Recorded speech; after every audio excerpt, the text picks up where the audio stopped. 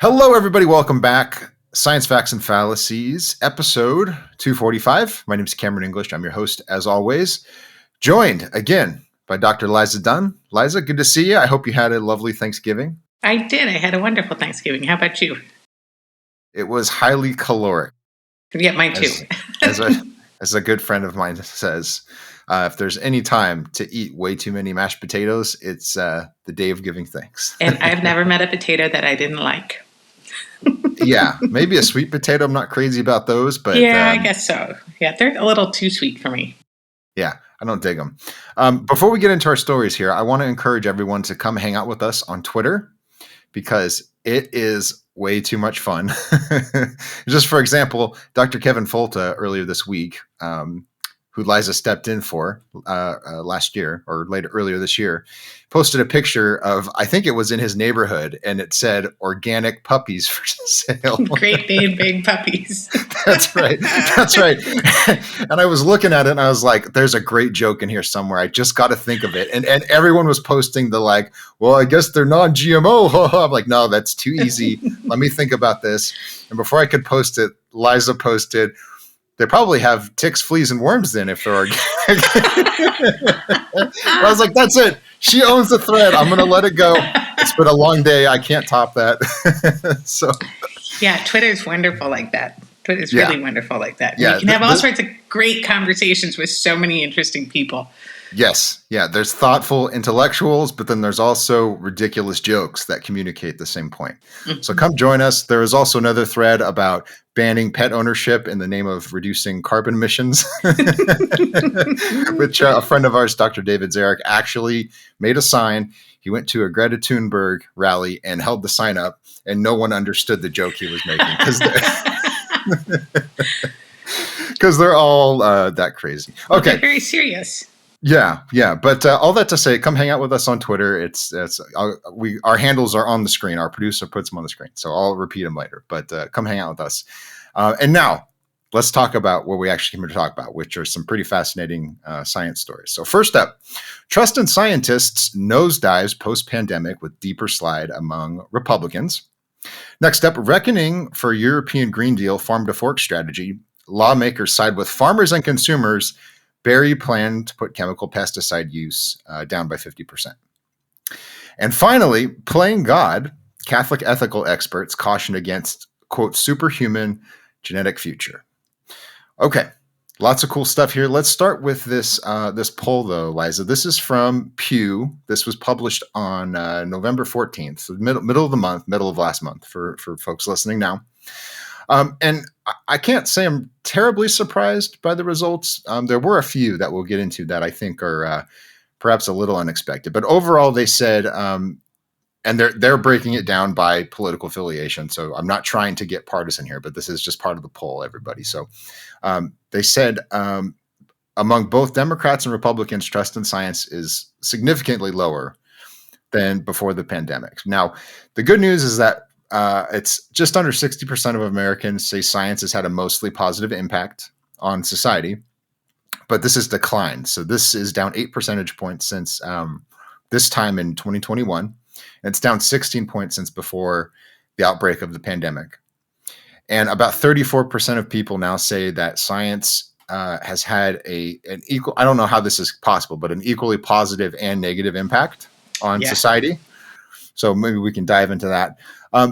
And again, good news overall, 73% of U.S. adults say they trust scientists to do work that's in the public good. But again, this is declining. So I think this is down 14 points as well from the earlier stages of the pandemic. So there's a lot of results to get into. That's just sort of a brief outline of the kind of numbers we're talking about here. What did you make of this? Yeah, I think it's actually fairly reflective of what's happened because of COVID. I think faith in science has taken a nosedive. It was interesting. There was an appendix in that article that was talking about medical scientists specifically. And there's a big drop off in the trust of medical sciences. And I think that has to do with how the pandemic was handled. And what's really interesting is that we're seeing with this new kind of syndemic that they're talking about going around. I don't know if you've been hearing about the mycoplasma pneumonia outbreak that started in China, and that seems like it's making its way over here. A lot of people are sort of revisiting their fears about lockdowns and what the implications are for them and their families in terms of balancing health and wellness and well-being and, everyday life. And so I think that the misinformation that's been online, the poorly conducted scientific communication around this topic has really resulted in this increase in distrust. And it's not just Republican, although Republicans are more distrustful. It is across the board that you're seeing this drop off. I think a lot of people are concerned about what they're hearing and whether or not it's true. And so that's why it's so critically important to keep politics and personal biases out of trying to find that truth, and do the best you can to listen to both sides of a story before you and understand where people are coming from when they have questions about science. Mm-hmm. Yeah, one thing that stuck out to me, and maybe this is just the nature of polling, but I think there's some conflation going on here. There's people that are conflating trust in institutions with trust in the process of science itself or the results of science. So that's true. I think if you were to phrase the questions that way, for example, is your life better or worse with air conditioning? Do you like having access to more food or less food? Would you rather travel by boat or by airplane if you're going on vacation? Unless you're going on a cruise, I think most people are going to say, I love all those things. That's exactly right. And to one extent or another, science and technology are involved in all of those.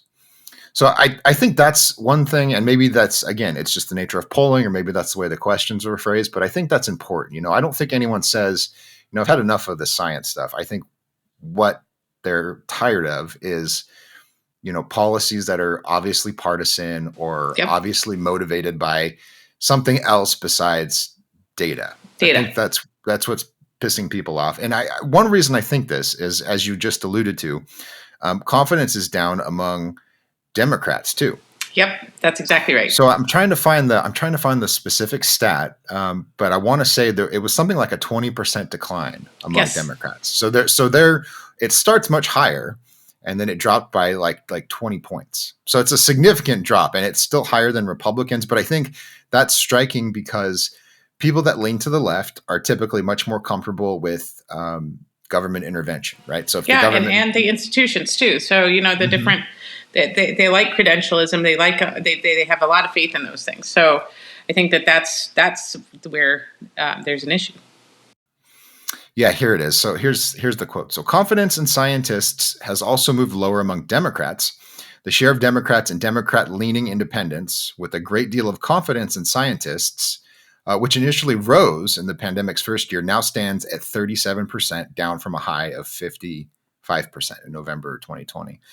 So that, to me, that says, even among people who are like, I'm okay if you tell me to get a vaccine, and if you make me wear a mask or you make me stay home, I'm like, people of that persuasion, I think, come to it and they say, this is my duty. This is my civic duty as an American or whatever. And even they're like, I'm kind of tired of this. Yeah. Well, I think aren't those lower poll numbers than Biden has? I don't know. I tend to not put too much stock in polling. Polling in either direction. I agree with you. Yeah. You can use poll numbers for whatever persuasion you want to, propaganda you want to persuade people with. Yeah. Yeah, you can phrase questions in such a way that they're going to yield certain answers, and then you can present the question to the public and say, "Look, right?" But the framing is different, and everyone's seen examples of this. So I think that's important. Before we move on, was there anything else in this polling that stuck out to you as a physician and as someone who's deeply ingrained in the science world? No, I just thought it was pretty interesting to look at because it was bipartisan, and I was really particularly interested in the medical drop off, and it was pretty profound. Yeah, it's so fascinating. I don't know. There seems to be sort of a I don't know how to put it. Like there's this weird tension in some of these answers. So 8 in 10 Americans say government investments in scientific research are usually worthwhile for society. But at the same time, they say, I don't trust the institutions That's right. that make those investments or who receive the money that's invested, So I don't know. It seems like we're going through some sort of an identity crisis or something. Yeah. It'll be interesting to see how it all pans out in the long run. Yeah. Okay. Well, we'll leave it there and we'll come back to this. This has been one of our, excuse me, got something in my throat.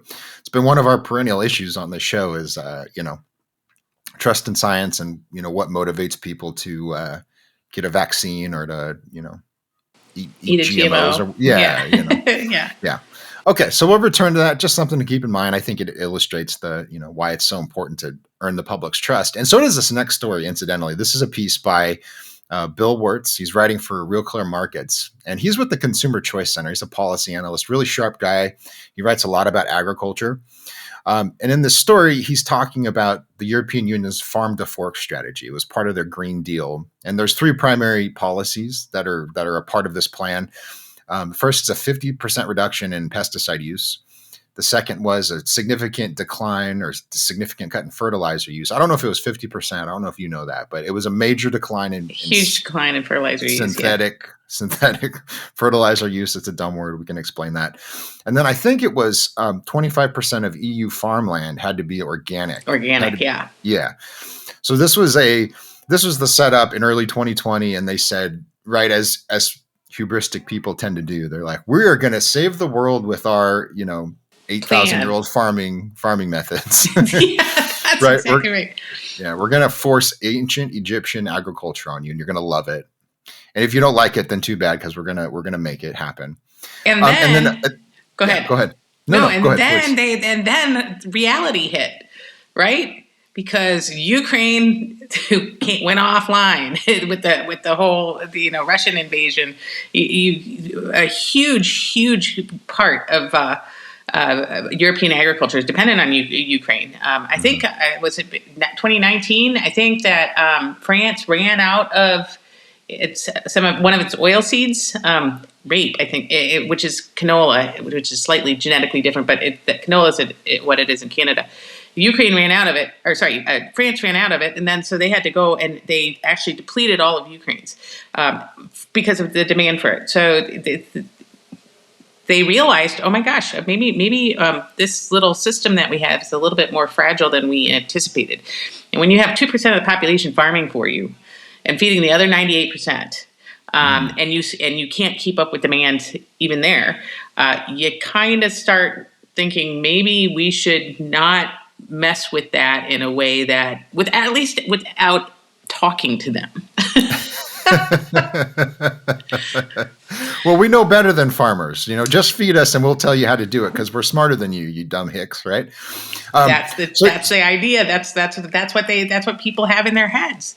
Yeah, they won't put it that way, but we'll put it here for them because that's the result of what they're talking about. It's like, you're dumb and you like chemicals, and I'm smarter and sophisticated because I went to University of whatever. Because I've got a credential. Right. Yeah. So to continue, and you brought up Ukraine, which is a key one because that cut off fertilizer supplies. It cut off grains significantly, right? So the developing world felt that the hardest, but even in Europe, they're like, wait a minute, we might not have enough of this wheat stuff we need. What's going on here? Whoa, Nelly. But then, of course, you had COVID, which shut down the global economy for a significant amount of time. And then as a result of all of these things, interest rates exploded. So there's less capital, available for long-term projects and investments, So everything contracted, economically speaking. And so here's the good news, though. The good news is that people in the EU, even in power, started to pull back. and you had political parties all of a sudden, and there was one in particular, it's called the European People's Party. All of a sudden they took on this like, I'm the working man's party and we love farmers. And they just started, and Bill says they started shooting down every piece of legislation that was in any way tied to the Green Deal. Yeah. So I think as the kids say, FAFO, right? Yeah, that's exactly right. They started messing around, and the farmers, particularly in the Netherlands, were pissed off. And Kevin and I talked about this sometime last year. They were building hay bales, like giant pyramids of hay bales, and they were putting fireworks at the base of these and then triggering them from a distance and just setting these giant fires all over the freeways throughout the country. So I thought that was, obviously we don't, right? Destruction of property is bad. Don't do that. Yeah. Nonetheless, I saw that as sort of like this desperate last measure of these people going, look, you're not taking my land from me. You're not taking my livelihood. Here we go. And that's the point. At the Netherlands, once again, if I think I've said this in a previous episode, the Netherlands has, if you took off all of their greenhouse gases, all of it, not just farming, everything, everybody stopped driving cars, everybody stopped using electricity, everything, that would decrease global emissions by something like 0.037%. It wouldn't even touch it, and it's a huge agriculture. Their agriculture sector is one of the most efficient, important agriculture sectors in the whole world. And so, taking that, trading off the food security that you get with their very efficient agriculture for some pipe dream is silly, because it doesn't make a difference. Let's make it. I'm all for reducing greenhouse gases and things like that, but don't bankrupt everybody in the meantime. And I think that was one of the lessons that we learned from COVID. If you bankrupt everybody because you keep them from working, you can't pay for hospital bills and you can't pay for doctors and you can't say so. You have to sort of think about these things reasonably, not just ideally. There was also, the USDA went and looked at the economic impacts of this particular plan, and they found that it was going to drive up food prices in the EU by close to 10%, and then worldwide by 89%. Now imagine if you're a subsistence farmer or are barely eking by on your day-to-day farming, and your food prices go up close to 90%.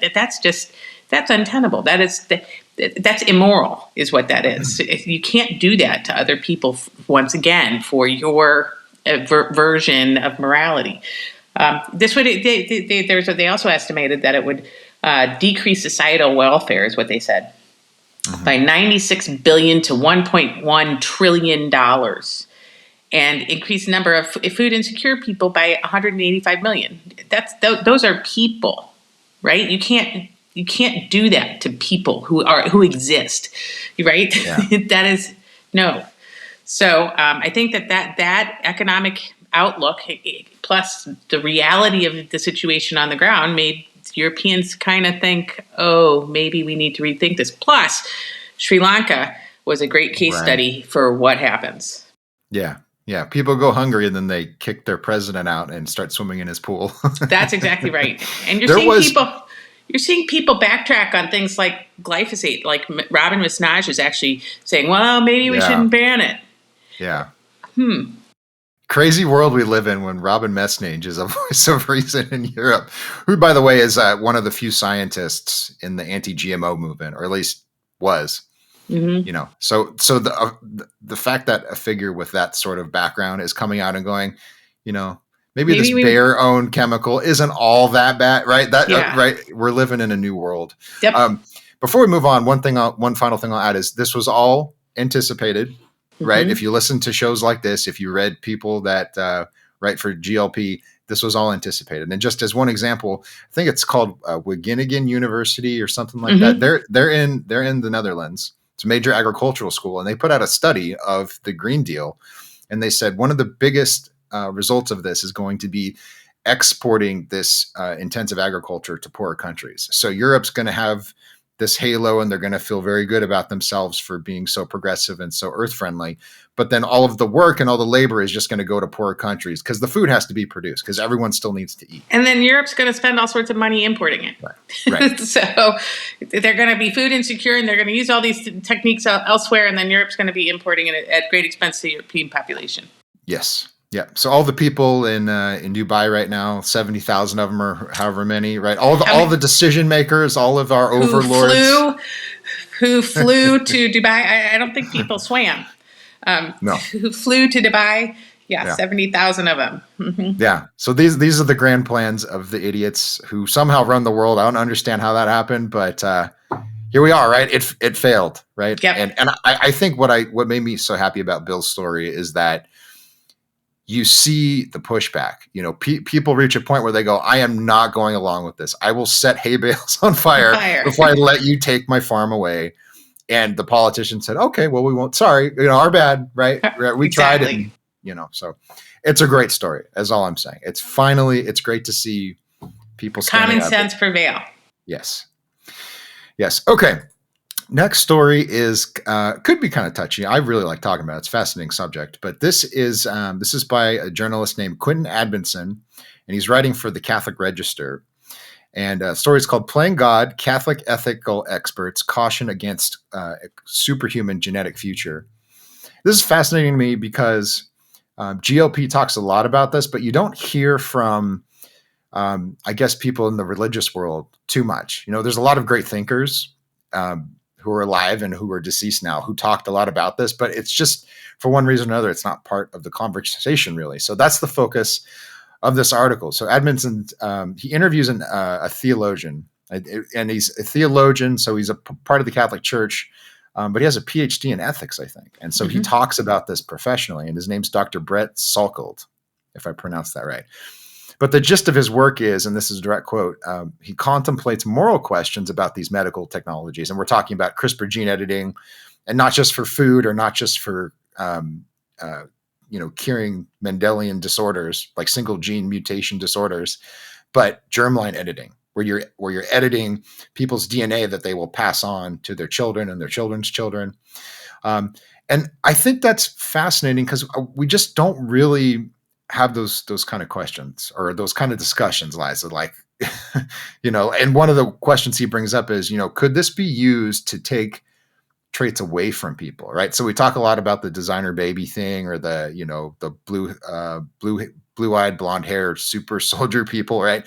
Right. But you could as equally at some point, this isn't present, but at some point there could come a time where you go, people who are born in this community or before they have children, we're going to make sure that their kids are born really strong so they can be good workers or good soldiers or, so it's like the opposite of the sky's the limit. So these are the sort of questions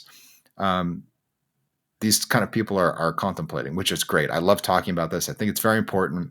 And that's basically the setup is right. There's all of these unknowns. We have a very poor, for all we know about genetics, we still have a very poor understanding of germline editing. And we need to slow down to think about this. But meanwhile, you have organizations like the World Economic Forum. They're talking about this fourth industrial revolution, which is going to be this synthesis of what did Schwab call it? The physical, digital, and biological spheres. They're just going to become this one blob of future technology, and it's going to be wonderful, and we're going to own nothing. And be happy. Right, yeah. You're going to live in your little apartment. The drones will bring you your food for the day, and we don't care. That's if you follow the rules. Right. They'll turn your barcode off on your forehead if you get too sassy on Twitter or whatever. But in all seriousness, jump in here. You're the physician. There, of course, are some very exciting applications of, genetic selection and gene editing, but it could go off the cliff very quickly if I'm understanding. So to clarify, this is fantastic technology, and it's got really good potential to cure devastating diseases. So we've got Victoria Gray, who's the first patient who underwent this therapy to treat her sickle cell. Sickle cell disease is a terrible disease where you get microclot, you get your red blood cells, which carry oxygen, when you have low oxygen, they turn into a sickle shape. They clog up your microcirculation, causing huge pain crises. They have a lower life expectancy. They have early strokes, heart attacks, horrible things, and terrible, terrible pain syndromes. And the way we've been treating sickle cell anemia for decades is with opiates and hydration, sometimes blood transfusions, and a few other things. But it's pretty much the same thing that we've always used. And to cure this disease is quite remarkable. Now, some people would say this, some people would say, well, why don't we just cure it once and for all by doing a germline mutation? So making it so that the babies and their offspring wouldn't have this mutation. I mean, you could theoretically do that with a sperm or an ova, and make sure that they don't have that trait in there, and cut and paste your new amino, or your new gene coding for the correct amino acid way upstream. Well, if you think about that, why did sickle cell evolve in the first place? Sickle cell evolved in the first place because if you're heterozygous for the traits, right? So your dad gives you one gene and your mom gives you the other gene, and the mom gene is affected, but the dad gene is not. That makes you resistant to malaria because you have your red blood cells are slightly weaker.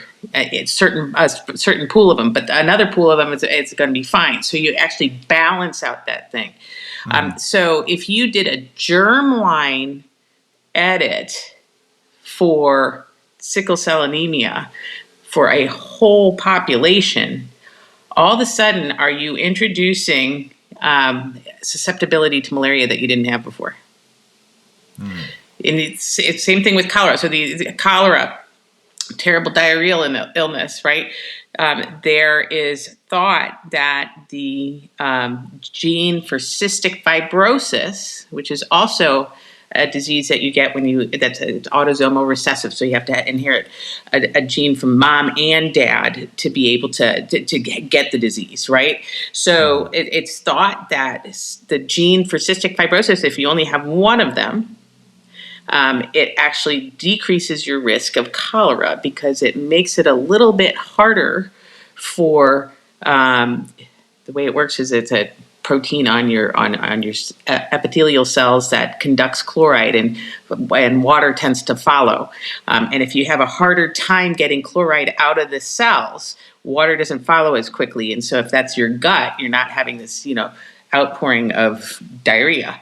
So if you do a germline mutation or germline edit to fix that, you may be introducing susceptibility to a whole variety of diseases that we aren't really aware of, unbeknownst to us. And so that's the scientific reason why I think we have to be careful with these things, because we're not 100%. I mean, Mother Nature over millennia developed those things. And of course, we don't want anybody to have sickle cell. And of course, we don't want to have anybody to have cystic fibrosis. So if we could figure out how to fix those diseases for patients who have those diseases, but not decrease, not make other people have increased risk of diseases that they're protected from because they're heterozygous for it. That's kind of my thought about it. Of course, we want to fix Huntington's. We want to fix Alzheimer's. We want to fix these things. So I think that it's really important to maybe explore this technology. But I do think it's important also, not just scientifically to have guardrails, but ethically to have guardrails. Because if you think about it, eugenics, could be turned into eugenics on the molecular level. Yes. And so I think that there are all sorts of reasons to be careful. I think Jennifer Doudna has been very, very good about talking about the potential of this, but has not gone in the same direction as maybe they learned from the stem cell debate. I don't know. Has been very careful to not overpromise what this can do and pay attention to the ethical constraints. I think that people often feel like they're doing good. If you think about the Chinese researcher, He Jike, I think he knew how to do this technique. He learned it. He's a PhD. I want to say, where did he go? He was somewhere, maybe Rice, and then went back to China, and programmed a set of twins to be resistant to HIV. And I think he thought, and he announced it at a medical conference, and I think he thought that what he was doing was good, it was beneficial. And I think a lot of people think, on the surface, that seems like he's trying to do good. But we don't know what the consequences are. You can't be overly precautionary, but I think it's really important to have ethical guardrails. And a lot of people don't like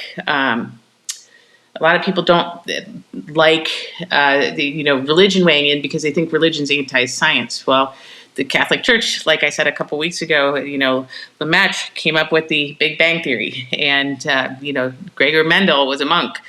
So religion and science are not antithetical to each other. I think that they can go hand in hand, and sometimes religion can provide some ethical framework for which to consider scientific advances.